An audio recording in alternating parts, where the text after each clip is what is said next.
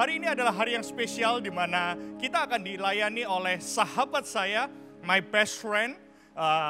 Kami sempat rumitan waktu awal-awal pertama kali saya datang ke Seattle, kurang lebih selama 6 bulan, kalau nggak 1 tahun pada waktu itu bersama hamba Tuhan ini. Dan di antara kami semua dari sekian banyak angkatan pada waktu kami sama-sama studi di Seattle, dia adalah buah sulung, salah seorang yang menjadi pertama kali menjadi hamba Tuhan atau menjadi seorang pastor, dan kemudian begitu banyak pastor-pastor yang lahir melalui pelayanan beliau, termasuk saya, Pastor Bobby, dan tiap kali dia mengingatkan kita, setiap acara nggak pernah lupa tanya, Mon, lu kapan full time, kapan full time. Nah inilah orangnya, dia sekarang mengembalakan di IFGF Bandung, dan beliau juga sekretaris umum dari IFGF Global alias COO dari IFGF Global. Let's welcome with me Pastor Sam Hartanto from IFGF Bandung.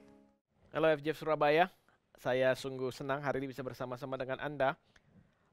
Kita sedang akan mengakhiri seri dari Royal Priesthood, Imamat Rajani, yang merupakan panggilan dalam kehidupan Anda dan saya untuk menjadi raja dan imam dalam keluarga, marketplace, pelayanan, dan sebagainya. Dan saya berterima kasih untuk Pastor Raymond, Pastor Carmen, dan semua teman-teman di kepemimpinan IFGF Surabaya yang mengizinkan saya hari ini, membolehkan saya untuk berbicara dalam platform Sunday Service, di mana saya sebetulnya rindu banget ingin ketemu dengan Anda muka dengan muka. Dan saya yakin nggak lama lagi kita bisa bertemu muka dengan muka dalam kita menghadapi satu season yang penuh dengan excitement di depan yang namanya New Normal. But what's normal? Kita akan melihatnya, let's see what's gonna happen ke depannya. Dan saya rasa itu merupakan sesuatu yang baik. Selama kita menyadari bahwa dalam kehidupan ini there's nothing certain, nggak ada sesuatu yang pasti kok dalam hidup ini, nggak ada sesuatu yang bisa memprediksikan dengan sangat tepat dan cermat. Tidak ada satupun orang yang bisa sudah mengetahui 100% apa yang terjadi di depan kita. Saya rasa itu adalah sesuatu yang baik supaya kita menjadi orang-orang yang terus-menerus mengandalkan Tuhan.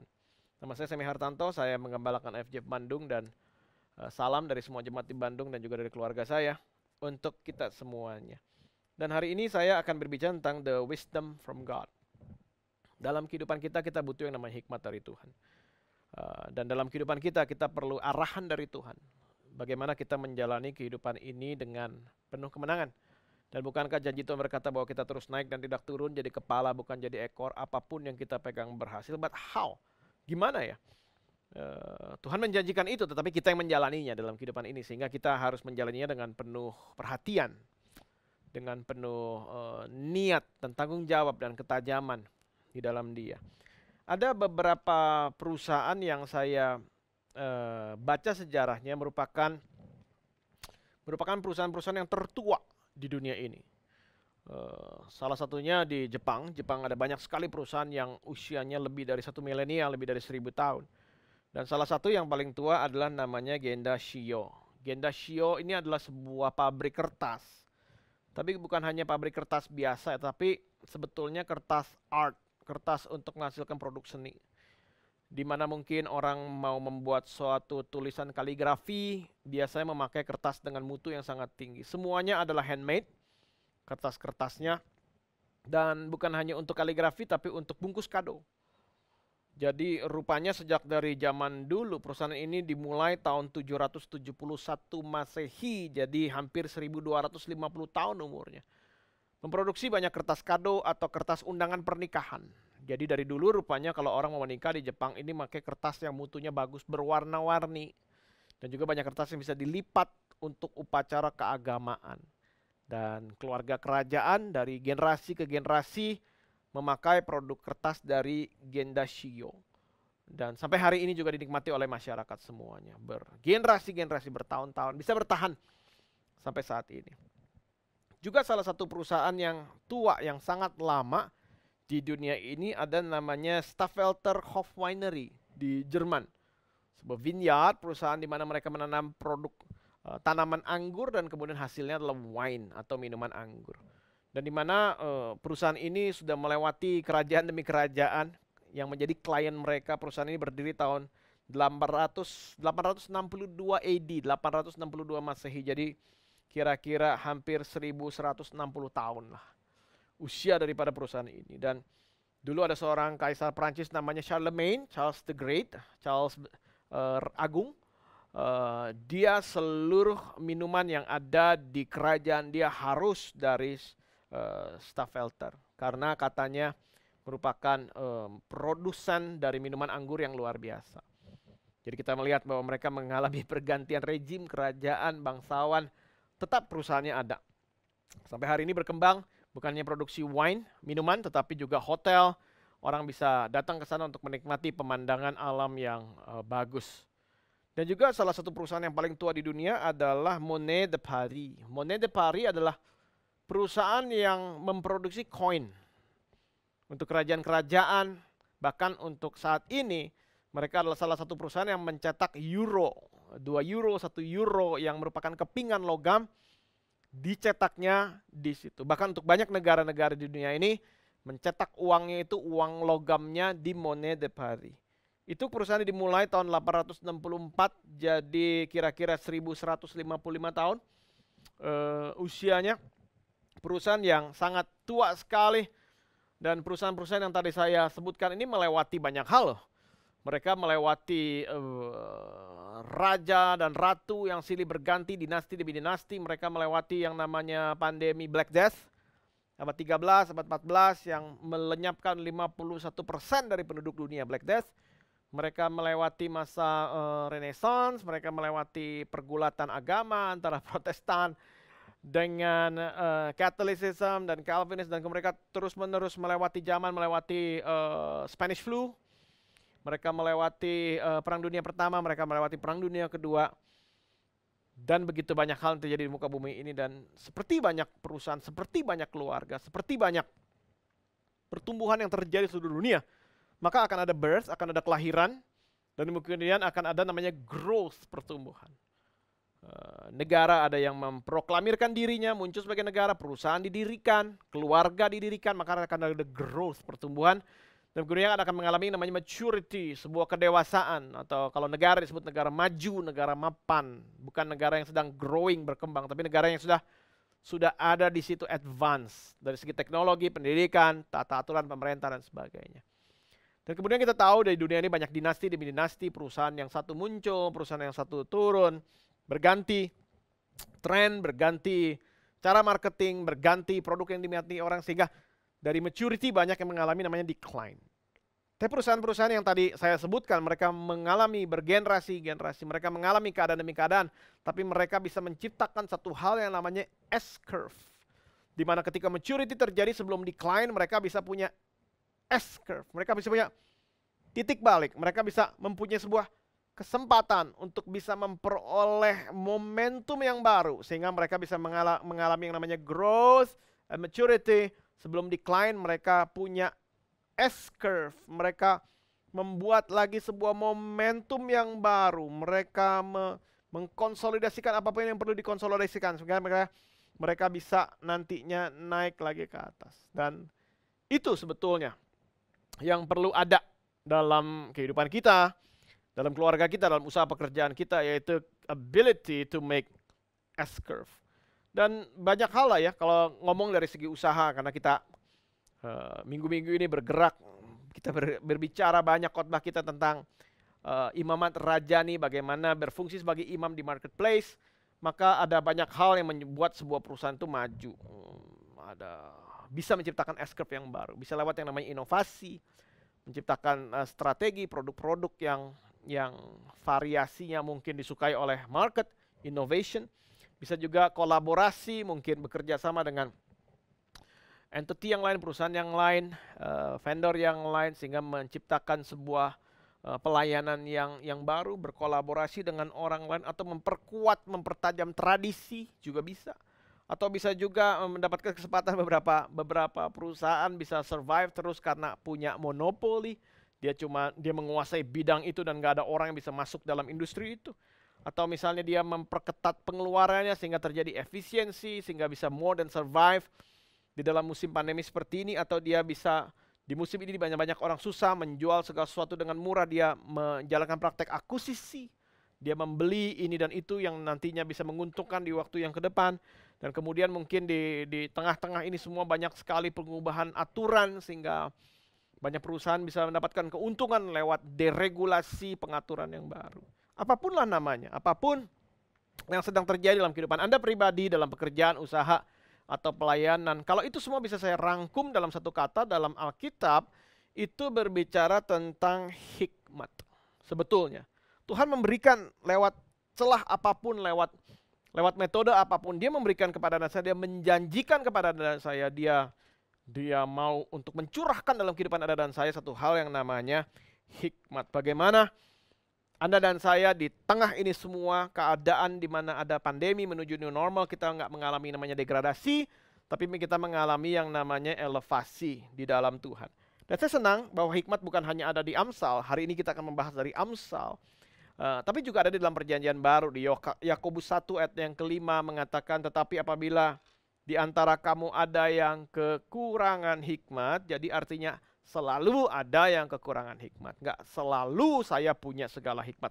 Nggak selalu Anda punya semua jawaban. Tetapi dalam banyak area kehidupan kita selalu akan ada discrepancy. Selalu akan ada yang namanya kekurangan hikmat. Tetapi apabila di antara kamu ada yang kekurangan hikmat, hendaklah ia memintakannya kepada Allah yang memberikan. Wow, ini keren banget. Karena di antara kata minta sampai diberi ini jaraknya pendek sekali. Meminta hikmat, maka dia akan memberikan kepada semua orang dengan murah hati dan dengan tidak membangkit-bangkit, nggak hitung-hitungan, nggak pelit-pelit, maka hal itu akan diberikan kepadanya. Dan hari ini saya akan membahas dari Amsal 1 sebetulnya dari ayat 20 sampai 23. Bagaimana kita mau menghadapi new normal ini? Kita butuh wisdom, kita butuh hikmat Tuhan untuk menghadapi musim yang baru. Dan saya memberikan encouragement kepada Anda yang mendengarkan hari ini bahwa God's wisdom is for you. Hikmat dari Tuhan tersedia untuk Anda, tersedia untuk kehidupan kita semuanya. Di Amsal 1 ayat 20 mengatakan bahwa hikmat berseru nyaring di jalan-jalan, di lapangan-lapangan, ia memperdengarkan suaranya. Untuk yang mau dengar sih, untuk yang mau dengar ya hikmat itu akan kedengeran. Kalau orang nggak mau dengerin, mau teriak-teriak kayak gimana, hikmat juga nggak bakal didengerin, betul? Karena sebetulnya kita memilih untuk apa yang bisa masuk dalam telinga kita dan kemudian masuk ke dalam otak dan kemudian hati kita. Jadi salah satu pengajaran untuk orang Israel, bahkan sampai hari ini mereka doa sehari 3 kali bilang Shema Israel, dengar Israel, Shema Israel, Adonai Eloheinu, Adonai Echad. Tuhan adalah Allahmu, Tuhan adalah Allah kita, Tuhan itu Echad, Tuhan itu satu. Dia satu-satunya the source, dia satu-satunya sumber. Shema merupakan sebuah hukum yang diberikan karena manusia punya tendensi untuk nggak mau dengar. Manusia punya tendensi untuk nggak mau peduli. Shema Israel, dengar. Bahkan firman Tuhan juga berkata bahwa iman timbul dari pendengaran. Pendengaran akan firman Allah. Shema, untuk bisa dengar. Raja Belanda namanya King Willem Alexander, Raja Willem Alexander, Raja Negeri Belanda. Dia itu bukan hanya seorang politisi yang baik dan handal menurut saya. Tetapi dia juga ternyata punya hobi yang unik ya. Dia ini punya license, punya izin untuk menerbangkan pesawat jumbo jet, pesawat penumpang. 737, 747, 777, dia bisa mengemudikan pesawat terbang. Jadi merupakan rahasia umum kalau raja lagi bosen, karena dia raja, dia yang ibaratnya negara mempunyai maskapai penerbangan namanya KLM, merupakan milik dari pemerintah kerajaan Belanda. Kalau dia lagi pengen terbang, dia cukup telepon dan kemudian dia akan diberikan rute penerbangan. Dan biasanya rute yang paling dia sukai adalah Amsterdam, Istanbul, Amsterdam. Nggak jauh. Tapi juga seringkali kalau dia punya banyak waktu, dia mengambil penerbangan yang lebih dari 6 jam waktu penerbangannya. Dan lewat dari 6 jam, biasanya ketika pesawat pada ketinggian tertentu boleh cruise control, dia akan menyerahkan kemudi kepada co-pilotnya dan dia mulai berjalan keluar dari kokpit pesawat dan kemudian dia akan jalan-jalan di barisan first class dan business class. Sering begitu ya, kapten kapal di first class, business class, jalan-jalan dan kemudian memperkenalkan diri dia, ngobrol-ngobrol dengan penumpang-penumpang yang tentu saja mampu dan mau membayar lebih. Dan kemudian dia ngomong-ngomong dan kemudian dia sering tanya, kamu usahanya apa? Contoh misalnya penumpangnya bilang bahwa saya bergerak di bidang industri baja misalnya. Dan kemudian banyak penumpang nggak kenal dia ini siapa dan nggak menduga dong bahwa Raja Belanda yang sedang jadi pilot kapalnya dia. Dan kemudian dia akan tanya, oh kamu bekerja di bidang trading baja. Saya mau kasih tahu kamu, mendingan kamu stok yang banyak, beli yang banyak sekarang karena dalam 2 bulan lagi tarif pajak akan naik dan insentifnya akan turun. So you better buy now karena 2 bulan lagi dengan peraturan regulasi yang baru akan makin naik harganya. Dan kemudian dia menulis ya di salah satu interview dia katakan bahwa banyak orang bertanya balik kepada dia, kamu ini kan pilot, kamu tahu apa tentang industri baja? Kamu tahu apa tentang industri pariwisata? Kamu tahu apa tentang teks? Kamu tahu apa tentang regulasi? Dan kemudian Willem Alexander akan berkata bahwa oh saya tahu lebih dari kamu. Saya tahu tentang regulasi. Saya tahu informasi yang kamu nggak akan bisa dapatkan karena saya adalah salah satu orang yang membentuk informasi tersebut. Saya adalah salah satu orang yang membentuk regulasi tersebut dan tanpa tanda tangan saya tidak ada apapun yang terjadi di dalam negeri Belanda because I am the king. Karena saya adalah raja daripada kerajaan Belanda. Dan kemudian wow, oh ternyata dia raja. That's why ya. Dia punya informasi yang lebih. Dan hari ini saya mau katakan bahwa you and I, kita, Anda dan saya sebagai orang percaya, anak-anak Tuhan, you have free advice from the king. Anda dan saya punya konsultasi gratis. Waktu yang free untuk bisa ngobrol dengan raja di atas segala raja yang punya segala macam regulasi dan deregulasi di dalam semua aspek kehidupan Anda dan saya. Dan saya mau katakan, saya mau beri encouragement di musim ini, you and I, we have access to the king. Dan raja kita, dia adalah raja di atas segala raja. Dia nggak cuma ngomong untuk orang first class, dia nggak cuma ngomong untuk orang business class. Dia adalah Tuhan yang mau ngomong to all class in the world, all classes, semua jenis demografi yang ada di dunia ini. Dia adalah Tuhan yang mau berbicara dalam kehidupan Anda dan saya. Dia berseru nyaring, kalau kita dengar, maka kita akan dapatkan. Di ayat 21, Amsal 1 ayat 21. Hari ini kita cuma bahas 3 ayat, beberapa ayat. Amsal 1 ayat 20 sampai 23, 4 ayat saja. Ayat 21 berkata, di atas tembok ia berseru-seru, di depan pintu-pintu gerbang kota ia mengucapkan kata-katanya. Dan hari ini kita kan mau masuk musim yang baru ya. Pintu gerbang berbicara antara di dalam dan di luar. Pintu gerbang berbicara tentang this season and next season. Pintu gerbang berbicara tentang this opportunity and that opportunity. Pintu gerbang berbicara tentang today and tomorrow. Pintu gerbang berbicara tentang the present and the future. Pintu gerbang berbicara tentang the great unknown. Sesuatu yang nggak tahu apa yang akan kita alami di masa depan. Pintu gerbang berbicara tentang momen saat ini dan sesuatu landscape dan horizon yang baru yang Tuhan mau berikan di dalam kehidupan Anda dan saya. Dan untuk itu kita butuh hikmat yang baru for the new season. Dan setiap dari kita butuh hikmat dari Tuhan karena tidak ada orang yang terlahir berhikmat. Nggak ada di antara kita yang punya hikmat yang cukup. Tetapi semua orang harus bertumbuh di dalam hikmatnya Tuhan. Jadi kita nggak terlahir dalam keadaan filled with wisdom, tetapi kita belajar untuk bertumbuh di dalam hikmat. Dan kemudian saya ingat sebuah cerita, ada seorang profesor datang ke sebuah desa yang sangat tua sekali, desa yang cukup miskin. Dan kemudian profesor ini lewat dan kemudian bertanya kepada seorang tua yang sedang duduk di pinggir jalan. Dan kemudian profesor ini bertanya, apakah ada orang besar yang pernah lahir dari tempat ini?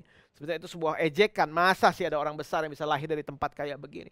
Dan kemudian orang tua itu menjawab kembali profesor dan kemudian dia berkata, oh semua yang lahir di sini nggak ada orang yang sudah besar, semua yang lahir di sini adalah bayi. Betul, betul. Nggak ada orang tiba-tiba lahir langsung jadi besar. Dalam segi capacity, dalam segi kemampuan, dalam segi skill, dalam segi hikmat. Tapi semua orang harus grow in wisdom, harus grow in stature, harus grow dalam dia punya capacity, harus grow in faith, harus grow in wisdom. Dan saya rasa betul hari ini Anda dan saya kita ada di pintu gerbang. Hikmat berseru-seru dari atas tembok dan mengajarkan kita untuk berani melewati pintu gerbang. Berani melewati musim yang baru. Berani embrace new season di dalam kehidupan Anda dan saya. Bahkan melewati pandemi, melewati new normal. Wisdom for those who are waiting for the new season. Dia akan berikan wisdom for those Untuk Anda dan saya yang sedang menunggu, yang sedang berharap-harap untuk musim yang baru di dalam Dia. Karena sungguh dalam hidup ini banyak pilihan. Kalau Anda ke kota Seattle akan ada namanya Starbucks Reserve. Starbucks Reserve di Seattle itu di dalamnya banyak biji kopi dari puluhan negara di dunia. Dan kemudian Anda bisa pilih mau diproses seperti apa biji kopi itu.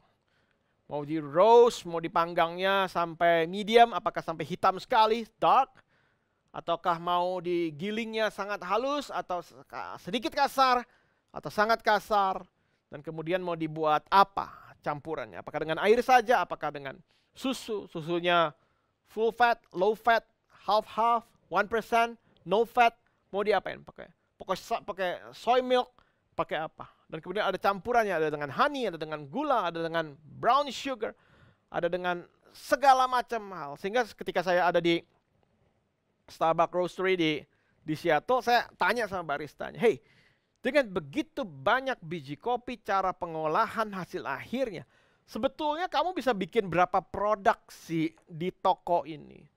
Dan saya tanya gitu, dan kemudian saya kaget sekali dengan jawaban dia. Katanya adalah segala macam kombinasi yang ada dari jenis kopinya dan nanti sampai hasil akhirnya, kami bisa produksi 80.000 macam jenis minuman kopi, tea, and chocolate yang ada di toko ini. Bisa 80.000 variasi. Wow, too many. Terlalu banyak choices, so little time. Sehingga dia bisa ngomong begini, orang kalau bisa tiap hari datang ke sini untuk minum dan cobain semua varian, bisa saja seumur hidupnya tidak bisa menyelesaikan seluruh varian yang ada dalam toko ini, apalagi kalau ditambah varian demi varian yang baru. Setiap musim yang berbeda, setiap tahun yang berbeda. So many choices. Dan saya rasa sungguh ya dalam kehidupan ini memang ada banyak pilihan. Sehingga kita benar-benar harus minta yang namanya hikmat dari Tuhan untuk melangkah ke depan. Ada seorang dokter ya, dokter di India, dia pernah tugas di India sudah lama sekali, namanya Dr. Armeyr Hansen. Dr. Armeyr Hansen dia menyelidiki tentang kusta atau leprosy, penyakit lepra di India. Dan kemudian dia menemukan begini, dulu ada sebuah anggapan bahwa orang kalau kusta itu kan dia nggak bisa merasakan. Misalnya ujung-ujung jari nggak bisa merasakan, ditusuk pakai jarum nggak bisa merasakan. Dulu ada sebuah anggapan bahwa kusta menyebabkan luka, dan kemudian luka itu lama-lama akan membuat jari-jarinya, sendi-sendinya ini putus, lama-lama hilang. Katanya penyakit kusta menyebabkan ujung-ujung jari ini, lama-lama hidung, telinga ini hilang, gitu, bisa copot. Tapi ternyata tidak demikian. Orang-orang kusta ternyata dia tidak bisa merasa. Ujung jarinya ini lebam, tidak ngerasa sakit, panas, dingin, benda tajam nggak bisa merasakan. Sehingga ketika mereka menggunakan jari-jarinya mereka sering luka, karena mereka nggak bisa rasa sakit. Luka, lama-lama busuk. Dan kemudian dia observasi malam-malam ketika dia ngeliatin orang-orang yang sedang tidur di tempat rumah sakit dia bekerja. Malam-malam tikus datang dan kemudian menggigiti ujung jari dari penderita kusta yang memang luka. Digigitin sehingga putus. Sehingga orang menyangka kusta ini menyebabkan jari-jarinya putus. Tapi ternyata bukanlah demikian. Itu terjadi karena penderita kusta desensitize. Tidak lagi punya kemampuan untuk merasa. Sehingga ketika dia kehilangan kemampuan untuk merasa, maka dia kehilangan kemampuan untuk bertindak. Untuk melindungi dirinya, untuk bisa mengcover dirinya dari segala macam hal yang bisa membuat dia kehilangan ujung-ujung jarinya dan lama-lama bagian tubuh yang lain. Dan ketika Anda dan saya hari ini kita mau masuk ke unknown, hikmat berseru-seru di jalanan, hikmat berseru di atas menara, pintu gerbang untuk orang bisa masuk musim yang baru, jangan sampai kita jadi orang yang desensitized. Kita memilih untuk gak bisa mendengar, kita nggak memilih untuk menjadi orang yang nggak sensitif akan segala macam hal yang Tuhan mau berikan di dalam kehidupan Anda dan saya. Even bahkan ketika Tuhan mau ngomong sama kita lewat pain and challenges. Ketika Tuhan kadang-kadang izinkan satu rasa sakit Di dalam kehidupan kita mungkin lewat pain itu, lewat sakit itu, lewat challenges itu, lewat tantangan itu, dia mau berbicara sesuatu dan dia mau develop hikmat, wisdom di dalam kehidupan Anda dan saya. Karena some pain is on purpose. Memang ada tujuannya. Ketika Tuhan izinkan pain terjadi, kesakitan terjadi, kemalangan terjadi dalam kehidupan Yusuf, dalam kehidupan Musa di masa kecil, dalam bahkan kehidupan Yesus, dalam kehidupan Paulus, some pain is on purpose. Dan hari ini saya berdoa, sebelum kita terburu-buru masuk di musim yang baru, sebelum kita terburu-buru berlari masuk musim yang baru, adalah baik di mana kita diam sejenak, bertanya kepada Tuhan, minta hikmat dari Tuhan. Apa sih yang Tuhan mau obrolin di dalam kehidupan saya? Dan hari ini saya berdoa sungguh ada kesabaran dalam kehidupan Anda dan saya. Sulit buat saya untuk ngomong gini, karena istri saya pun tahu saya orang yang nggak sabaran. Tetapi saya belajar di musim-musim ini, di mana sebelum orang melangkah ke depan, harus ada kesabaran, minta dari Tuhan, the wisdom from God. Supaya kita bisa melangkah dengan hati nurani yang sungguh-sungguh pure di hadapan Tuhan. Biar Tuhan berbicara, Tuhan, Roh Kudus, kasih saya kesensitifan. Sensitivity dari Tuhan, supaya saya bisa menjalani kehidupan ini dengan memuliakan Tuhan. Ayat 22, Amsal yang pertama. Berapa lama lagi hai orang yang tidak berpengalaman, simple ones. Dikatakan begitu dalam bahasa Inggris, the simple ones. Kamu masih cinta kepada keadaanmu itu. Pencemooh, scorners, masih gemar kepada cemooh. Dan orang bebal, fools, benci kepada pengetahuan. Terus dia katakan, wow, ada bedanya antara orang yang filled with wisdom, orang yang penuh dengan hikmat, orang yang berjaga-jaga di pintu gerbang, orang yang betul-betul mau melewati the new season dengan hati-hati, dengan simple ones, scorners, and fools. Dengan orang dikatakan yang tidak berpengalaman, pencemooh, dan bebal. Dalam bahasa Inggris dipakai kata simple ones, scorners, and fools. Simple ones adalah orang yang open to good and evil. Simple ones. Kelihatannya lugu, tetapi sebetulnya bodoh. Simple ones adalah orang yang sama-sama terbuka sama hal yang dari Tuhan, sama hal yang mendukakan Tuhan. Sama good and evil, ya udahlah nggak apa-apa. Kesera-sera, whatever will be, will be. Yang baik ya baik, yang jahat ya jahat. Pokoknya nggak ada bedanya. Dan hari ini, Alkitab mengajarkan kepada kita, how to get wisdom. Anda harus bedakan antara apa yang menyenangkan Tuhan dan yang mendukakan Tuhan. Ini harus tahu jelas banget. Untuk menjadi orang berhikmat, salah satu tandanya, salah satu caranya supaya jadi orang yang lebih berhikmat dalam dia adalah tahu membedakan what is good and what is evil. Apa yang menyenangkan Tuhan, apa yang membuat sedih hatinya Tuhan. Apa yang memuliakan Tuhan dan apa yang mendiskreditkan Tuhan dari kehidupan Anda dan saya. Harus tahu, jangan jadi orang yang lugu, jangan jadi orang yang simple. Harus ada dan saya harus jadi orang yang mampu menarik garis yang tegas antara good and evil. Antara thinking good sama thinking evil things. Antara doing good things sama doing evil things. Harus bisa membedakan. Scorners artinya despise what is holy. Meremehkan, melecehkan apa yang kudus. Dan hari ini firman Tuhan sebetulnya memberikan sebuah clue kepada kita di Amsal 1 ayat 22. Bahwa orang yang qualified untuk dapat hikmat adalah orang yang memilih untuk tidak melecehkan apa yang kudus. Artinya menjadi orang yang tidak menyederhanakan hal yang memang serius yang Tuhan berikan di dalam kehidupan Anda dan saya. Orang-orang yang tidak menganggap sesuatu yang harusnya membuat kehidupan kita tambah bersih, tambah gemilang, tambah cemerlang di depan Dia. Kita memilih untuk meniadakan hal itu dan kemudian kita berkata, oh, nggak masalah kalau ada kompromi sedikit-sedikit. Dan di sini Tuhan ingin mengajarkan kepada Anda dan saya, never despise what is holy. Jangan pernah Anda anggap remeh apa itu kekudusan. Karena tanpa kekudusan kita nggak bisa melihat Allah, tanpa kekudusan kita nggak bisa diajak sama Tuhan ke tempat yang lebih dalam. Dan di situ bukankah the deep calls for the deep, bukankah hal yang dalam memanggil hal yang dalam yang lain, bukankah di dalam hal-hal yang dalam kehidupan Anda dan saya, di situ ada jawaban dari Tuhan. Dan kemudian dipakai kata fools. Fools adalah orang-orang yang don't want to listen. Orang-orang yang nggak mau dengar. Dan hari ini karena itu dikatakan dalam Alkitab berkali-kali, barang siapa bertelinga hendaklah ia mendengar. Bahkan dalam Wahyu dikatakan barang siapa bertelinga hendaklah ia mendengar apa yang dikatakan Roh kepada jemaat. Jangan jadi orang yang nggak mau dengar apa yang Tuhan ngomong. Tetapi di sini di Amsal 1 ayat 22 ini kata simple ones, scorners and fools. Ini selalu merupakan kata-kata yang dipakai sebagai bagian dari asosiasi atau fellowship. Artinya orang nggak bisa mendadak jadi simple, orang nggak bisa mendadak jadi scorners, orang nggak bisa mendadak jadi fools.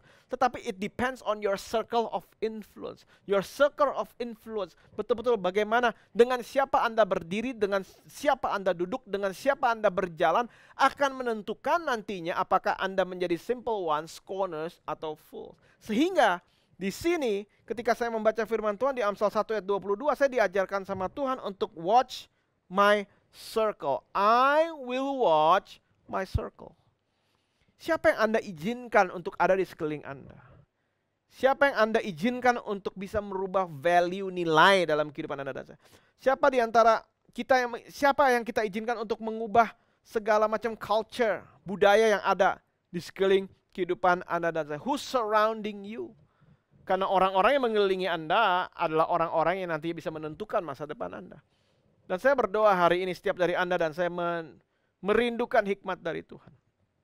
Dan ketika kita dalam kehidupan kita mau mempunyai pengalaman, kita nggak mau menjadi orang yang pencemooh, kita nggak mau jadi bebal, baiklah kita pun dikelilingi oleh orang-orang yang demikian. Dan di sini saya yakin sekali akan ada perbedaan yang akan Tuhan berikan dalam kehidupan Anda dan saya antara orang-orang yang dikelilingi oleh orang-orang yang godly, orang-orang yang saleh, orang yang mencari Tuhan, orang yang takut akan Tuhan, dengan orang-orang yang dikelilingi dengan orang-orang yang tidak mau mendengarkan Tuhan. Dan hari ini saya rasa dan saya yakin sekali bahwa siapapun orang yang Anda izinkan ada di sekeliling Anda, itu nantinya akan menentukan apakah ada suatu quality atau mahal apa enggak. Kehidupan Anda nantinya nilainya akan bergantung dari orang-orang model apa yang Anda izinkan ada di sekeliling Anda dan saya. Karena long haul leadership is expensive, but long haul friendship is priceless. Priceless. Kalau Anda dikelilingi dan ditemani oleh orang-orang yang mencintai Tuhan ya. Saya diizinkan, puji Tuhan, saya diizinkan Tuhan untuk dikelilingi oleh orang-orang yang selama puluhan tahun ya. Yang saya kenal ya. Gembala Anda, FJF Surabaya, teman-teman banyak yang kenal udah puluhan tahun, godly people. Orang-orang yang mencintai Tuhan.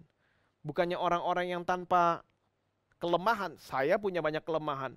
Teman-teman semua punya banyak kelemahan. But we all punya intention untuk mencari Tuhan. We all punya intention untuk bisa menyenangkan Tuhan. Dan ketika saya dikelilingi sama orang-orang demikian, saya rasa aman. Saya merasa bahwa itu merupakan persahabatan yang tidak bisa diukur lewat uang.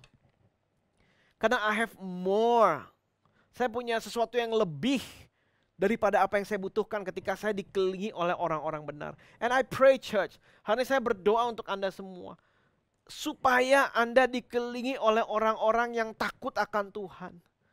Karena itu betul-betul bisa merubah kehidupan dan arah destinasi yang Tuhan tetapkan dalam kehidupan kita semua. Itu akan membedakan bahkan antara life and death. Bisa Tuhan tunjukkan, bisa Tuhan tetapkan, bisa Tuhan set dari orang-orang model apa yang kita pilih untuk ada di sekeliling kita. Dan hari saya berdoa Anda sensitif akan suara Tuhan. Anda betul-betul menjaga orang model apa yang bisa berbicara di dalam kehidupan Anda dan saya. Dan hari ini saya mempunyai nasihat untuk Anda dan saya, menaburlah dalam hubungan yang tepat supaya kita nggak jadi simple, supaya kita nggak jadi scorners, supaya kita nggak jadi fools dengan siapa orang yang kita izinkan ada di sekeliling Anda dan saya. Dan di sini kata scorners, kata fools, dan kemudian kata simple ones, ini juga menunjukkan bukan hanya the circle of influence, tapi menunjukkan the confession coming out from your mouth. Apa sih pernyataan yang keluar dari mulut seorang foolish? Apa sih cemoohan yang keluar dari mulut seorang scorners? Apa sih hal-hal yang keluar dari mulut dari seorang yang simple. Dan hari ini I will watch my confession. Karena setiap dari kita, hikmat atau tidak ada hikmat, seringkali kelihatan dari apa yang keluar dari mulut Anda dan saya. Dan hari ini saya berdoa supaya setiap dari kita menunjukkan, kita mengekspresikan, kita berperilaku dan dengan iman berkata bahwa Tuhan, hikmat-Mu mengalir dalam kehidupan saya. Di ayat yang ke-23 berkata, berpalinglah kamu kepada teguranku. Now that's the S-curve. Dikatakan, hey, dalam hidup ini ada beginning, ada proses of maturity, ada growth, dan kemudian di sini ketika engkau ada di sini, maka engkau harus ciptakan kembali di S-curve. Dan di sini di ayat 23 dikatakan, berpalinglah kamu kepada teguranku. Sesungguhnya aku hendak mencurahkan isi hatiku kepadamu dan memberitahukan perkataanku kepadamu. Di sini katakan berpalinglah kamu kepada teguranku. Dan saya rasa ini saat yang baik untuk kita nggak buang muka kita sama Tuhan. Kita berpaling kepada Dia dan kemudian berpaling kepada tegurannya Tuhan. Dan di situ Dia akan mencurahkan hikmat-Nya di dalam kehidupan kita. Dan teguran Dia dikatakan, gadamu dan tongkatmu, Mazmur 23 berkata, itulah yang menghibur aku. Dan hari ini Tuhan memberikan kepada kita clue lewat ayat 23. Bagaimana sih kita dapat hikmat dari Tuhan? Saya mendapat hikmat dari Tuhan ketika I'm looking at my comforter. I will look to my comforter. Aku akan melihat kepada Tuhan yang memberikan damai sejahtera, yang memberikan kelegaan di dalam kehidupanku. Mari sama-sama kita ciptakan S-curve itu. S-curve itu nggak terjadi ketika kita melihat kepada keadaan saja. S-curve itu nggak terjadi ketika kita hanya melihat kepada kata orang saja. S-curve itu nggak hanya terjadi ketika kita melihat berita saja. Tapi S-curve itu terjadi ketika kita memilih untuk tidak berpaling dari Tuhan. Ketika kita memandang Dia, look up. Ketika orang look up, di situ ada creativity. Yesus ketika itu Dia mengambil roti, mengangkatnya, mengucap syukur, dan kemudian Dia berdoa, dan kemudian Dia memecah-mecahkannya, dan kemudian disuruh murid-muridnya bagi 5.000 orang bisa makan. Karena Dia belajar untuk melihat ke atas, looking up. Dan kemudian kita melihat di dalam Alkitab bahwa multiplikasi terjadi, iman muncul ketika Abraham dalam kemah, dalam tenda. Kemudian dia dibilangin sama Tuhan suruh keluar dari tenda. Kemudian lihat ke atas, sebanyak bintang di langit, disitulah banyaknya keturunanmu nantinya. Dan hari ini saya berdoa Anda dan saya nggak melihat ke bawah, nggak melihat ke samping, tapi Anda belajar untuk look up, berpalinglah kepada Tuhan. Dan kemudian kita akan mendengar apapun yang baik dari Dia. Psalm 25:14 dikatakan, the secret of the Lord is with them that fear Him. Dan di situ kita tahu ketika kita melihat ke atas, ketika kita berpaling kepada Tuhan, maka ada wonders, ada satu amazement, ada satu hal yang membuat kita berkata, wow, Dia itu besar, Dia itu dahsyat, Dia itu luar biasa, dan timbul ketakutan, the fear of the Lord, rasa hormat, rasa takjub sama Dia. Dan kemudian Dia beritahukan kepada kita secret upon secret upon secret upon secret, rahasia demi rahasia demi rahasia. Siapa di sini yang mau rahasia Tuhan di musim ini untuk musim yang ke depan? You want secret, you need to fear the Lord. Anda harus takut akan Tuhan. Dan saya rasa Dialah Tuhan yang mau mencurahkan segala macam hikmat dalam kehidupan Anda dan saya. Saya mau akhiri dengan cerita ini. Ketika Romawi sedang berjaya, kira-kira 2 milenia yang lalu, Romawi berjaya menguasai begitu banyak tanah di Eropa dan kemudian sampai Asia. Ketika mereka menguasai sebuah kota, maka mereka akan pilih 10 tetua daripada kota itu, 10 leaders of the town, of the city yang mereka baru saja rebut. Dan kemudian mereka akan kasih 10 cup, 10 gelas racun. Di mana mereka berkata bahwa, oh, kalian takluk, kalian tunduk, kalian tadi melawan Roma, sekarang rakyat nggak akan dihukum. 10 orang pemimpin minum racun ini. Tetapi kalau rajanya 1 orang saja mau minum 10-10-nya, maka yang 9 lain itu nggak perlu minum. Sehingga ada beberapa case di mana rajanya berkata, nobody needs to die, nggak ada yang perlu mati. Saya yang akan minum semuanya. Dan dengan cepat dia akan minum 10-10-nya. Dan kemudian raja itu mati mewakili 10 orang pemimpin dan mewakili seluruh rakyat yang ada dalam kota itu. Dan di sini saya rasa Tuhan Yesus adalah Tuhan yang sedemikian. Bahwa He took all the cups. Bahkan ketika dia di Taman Getsemane, dia berkata, Tuhan, jikalau mungkin Bapa, cawan ini lalu daripadaku. Tapi bukan kehendakku, tapi kehendakmu yang jadi. Tapi kalau Bapa engkau menghendaki aku minum semuanya nih, cawan maut ini, maka aku pun akan melakukannya. He gave his life. Ketika dia minum cawan itu, dosa itu, penuh dengan hukuman itu, dia minum, kemudian dia mati, dia membawa semua dosa dan pelanggaran kita. Sehingga kemudian dia bangkit, kita dibangkitkan dari pelanggaran kita bangkit dengan kuasa kebangkitan dari Kristus sendiri. Kalau dia adalah Tuhan yang mau menerima dan minum semua kutuk dosa dicurahkan kepada dirinya. Kalau dia mau lakukan itu, masa sih hikmat gak mau dia kasih? Hikmat pasti mau dia kasih. Kalau dia mau telan itu semua yang buruk, hal yang baik pasti mau dia berikan dalam kehidupan Anda dan saya. Dan di musim ini, menghadapi musim ke depan, kita butuh hikmat dari Tuhan.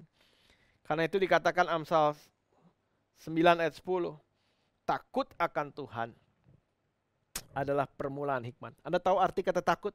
Bukannya takut menjauh dari Tuhan. Arti kata takut akan Tuhan adalah in awe atau kagum akan kebesaran, akan kasih, akan segala anugerah yang dia siapkan dalam kehidupan Anda dan saya. Takut akan Tuhan, hormat akan Tuhan, memperdulikan Tuhan adalah permulaan dari hikmat. Siapa yang mau berjalan dalam hikmat selama tahun ini, selama tahun depan, masuk new normal, saya mau. Dan doa saya, Anda pun demikian. Dan dia siap memberikan yang terbaik dalam kehidupan Anda dan saya. Sama-sama kita berdoa. Bapa Surgawi, kami percaya momentum itu ada.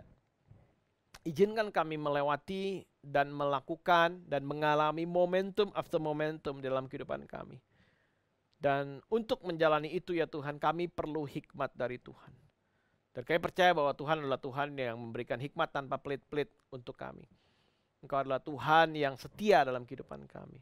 Engkau adalah Tuhan yang menyatakan rencana-Mu dalam setiap keluarga, usaha pekerjaan, dan pelayanan kami. Kami berdoa supaya hikmat Tuhan turun dalam setiap jemaat Tuhan yang mendengarkan. Biar jemaat Tuhan mengalami S-curve. Terus naik dan tidak turun.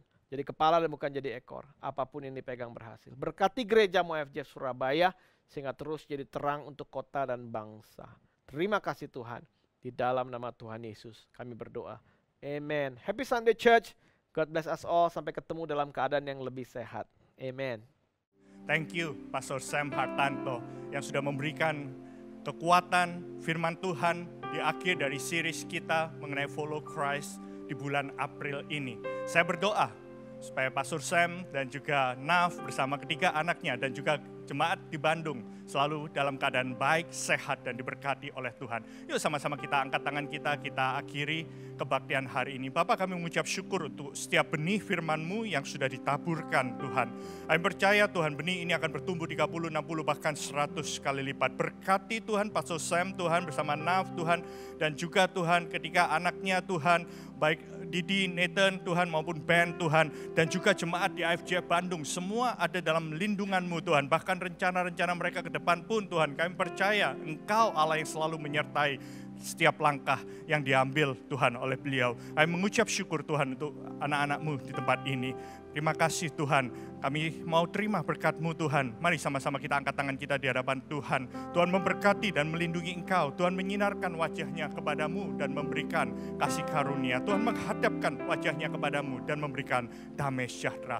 Biarlah berkat dari Allah Bapa dalam kasih Yesus Kristus dan kuat kuasa Roh Kudus menjagai, menyertai setiap umat Tuhan. Mulai hari ini sampai Maranatha, Tuhan Yesus datang kedua kalinya. Semua yang percaya diberkati Tuhan, sama-sama katakan amin. God bless you, have a nice day, and see you in your eye care. San, minggu ini kita ada acara apa lagi ya? kalau minggu ini kok kita hari Rabu itu ada worship and prayer di Instagram kita. Terus hari Sabtu kita ada youth juga via Zoom. Nah, betul. Buat teman-teman jangan lupa terus cek di Instagram kita biar tidak ketinggalan. Betul sekali. Oke semua, have a blessed Sunday. Bye-bye.